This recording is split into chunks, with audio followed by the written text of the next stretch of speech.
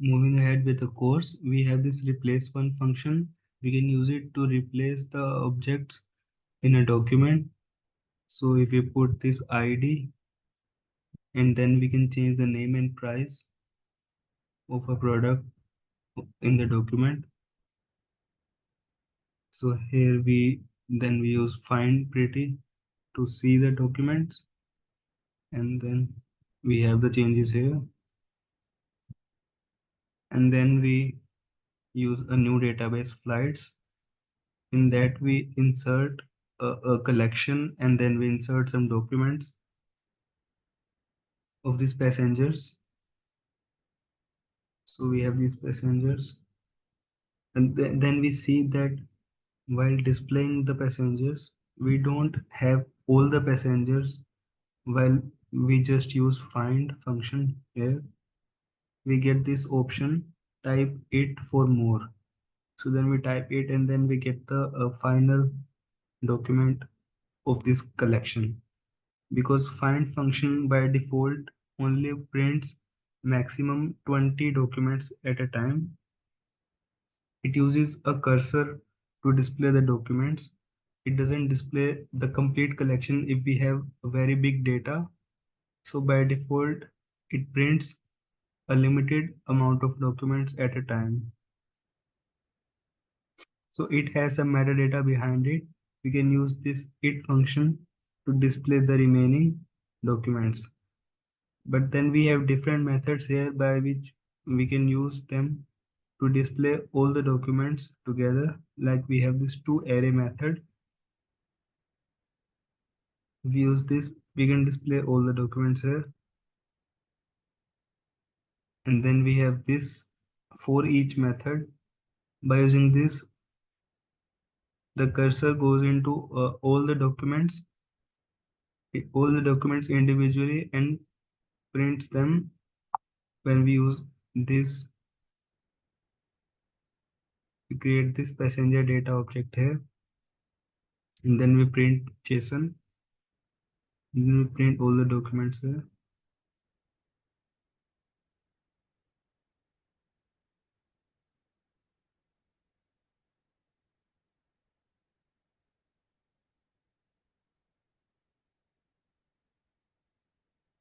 Also, we can use a certain object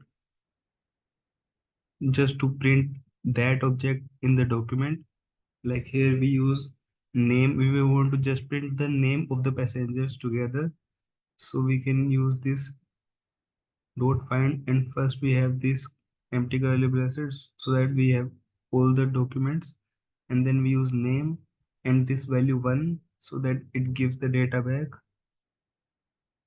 So here we have all the names, but also we have IDs here. IDs we get displayed by default in the shell. If we want to remove IDs, if we want that not to display here, we can use this value 0 with ID underscore ID and then 0, so that only the names get printed here. Now we have a new collection, create a new collection, file data, and insert these documents here.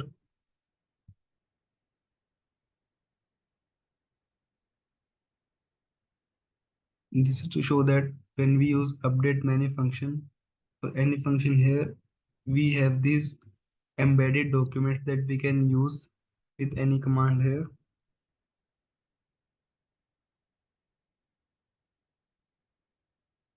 These are uh, documents inside of the documents. So in MongoDB, we can have maximum of 100 embedded documents. So this is a document we have inside of this. These are nested documents. We can use this in this command here. So this status gets displayed with this JSON format document inside of it.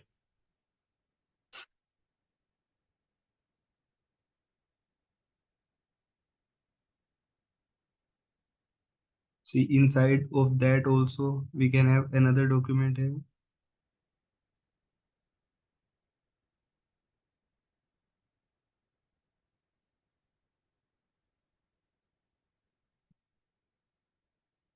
Also, when we used this function here to just display the name of the passengers, this is called projection.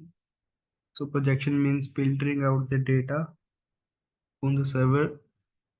In while we are building an application, we can filter out the data there directly, but then we transfer the data on the wire.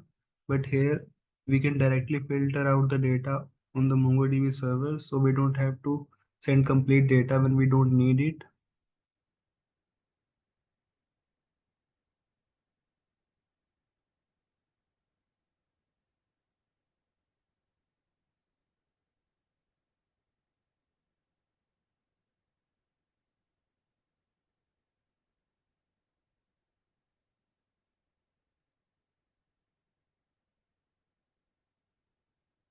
So now we have data schemas. It is to show how to structure the data in the server database. In MongoDB, we don't necessarily need different complete structures, because we can have different structures and schemas inside of a collection. But when we are building a real life application, we need to have certain kind of structure for efficiency and displaying the data in proper format. So for example, we have a shop, so all the products must have a price. So this is a certain kind of structure that we need to have in order for to manage the data efficiently.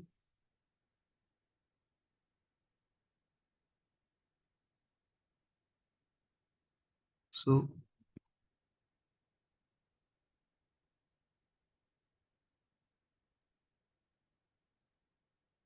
here we have these passengers, and also if we want to update one of these passengers, and we have to add a new object hobbies for this particular passenger. So we use this update one and this $set function. So this gets added here, and then if we want to just display this particular passenger and its hobbies, so we can use this dot find one with the name of the passenger and dot hobbies. If we want to just display his hobbies, we cannot use just the find function here, because we have to find in that one passenger whose hobbies have to display. So we can use this, or we can just use dot find and then hobbies if we want to see a particular hobbies here. So that passenger gets displayed here.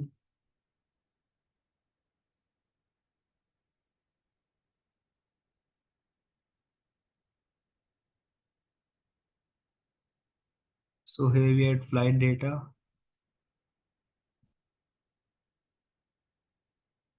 We had uh, n- these nested documents inside of this status document. So if we want to see just this particular details document here from the status document, uh, uh, we just want to see this function in the status. So we can use this syntax here, status dot description, and inside of quotation marks,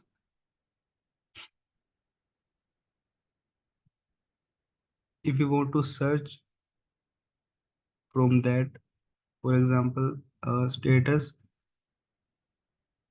here we have status description on time.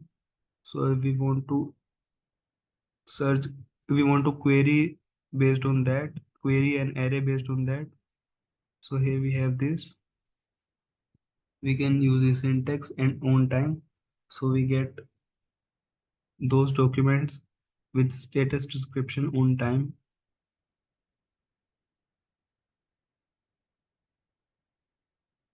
We can also use query on objects like we have here.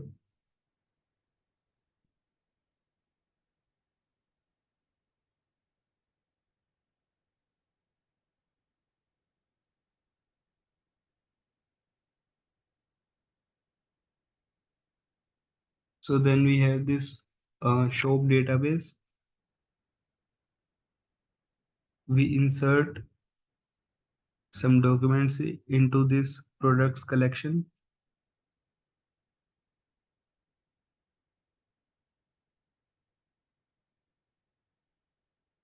First of all, if we want a clean database again, we can use this db.drop database. While we are inside a database, first we write use and the database name, then we can write this to drop that database, and then we have a clean database again. We insert these documents first with name and price, and then name and seller. So this is to show that we have different structures here. This document, in this document, we don't have price for this product, but it can still be present in a collection in MongoDB. But in real life applications, we need to have certain kind of structures. So for example, here we have this.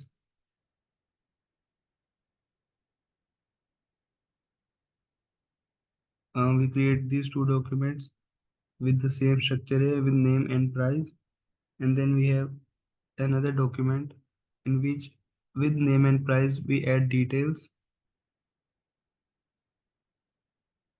So this is like a middle ground for that.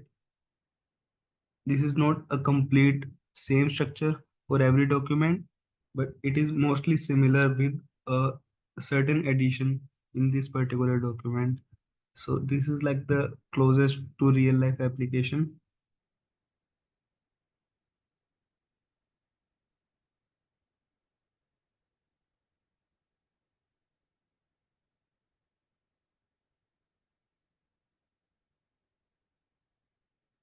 But then if we want to have a proper structure, same structure for every document, we can use this. When we have details for this particular product here, we can use details. Then we write null for other products so that this has the same structure for every document.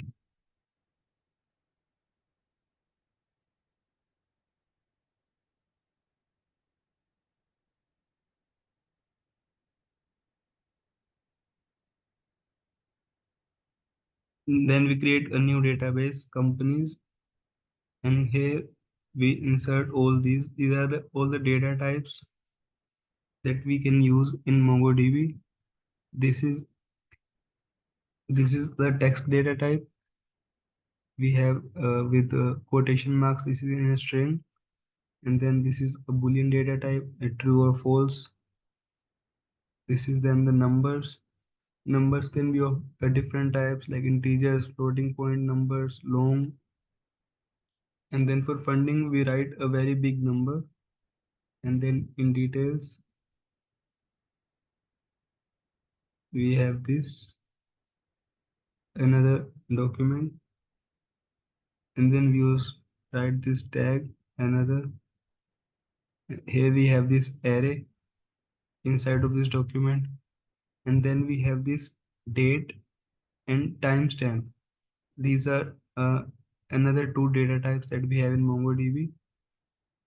This is called ISO date. So when we write this new date, this gives us the current date that we have today when we are creating this document, and this timestamp gives the current timestamp time in milliseconds.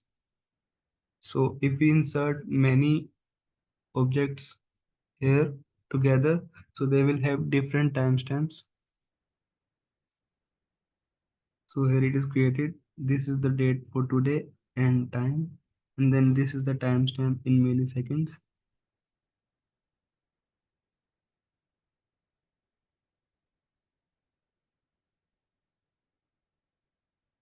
Here we just insert one number inside.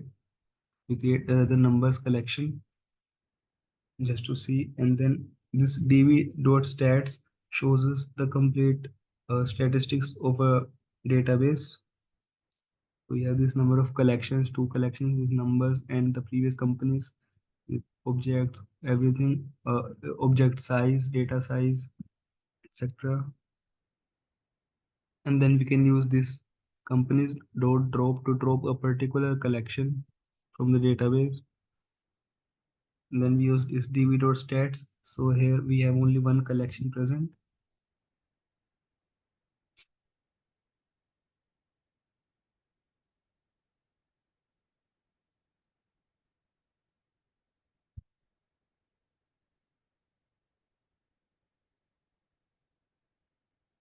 So here when we added this number, such a big number in funding inside this document, so when we see here that complete number is not displayed here. After this 4567 we have 890 here, but it only shows 000 because it is a limited 64-bit number that we have in JavaScript, because there is this shell is based on JavaScript. So this is a 64-bit floating point number that we can have here. For very big number, we can have different methods like adding this by using string. Here while inserting a number, if we don't want to use the default 64-bit number, we can use this like number int. So this one is stored as an integer. So this will have an effect on the size that it takes inside the database, inside the server. We can use this method to efficiently manage the size here.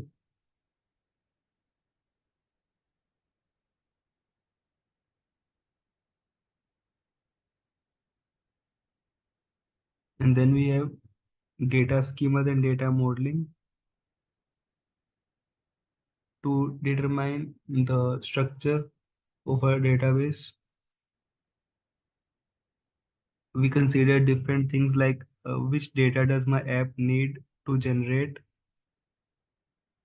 where do I need my data, what kind of data I want to display, how often do I fetch my data, how often do I write or change my data.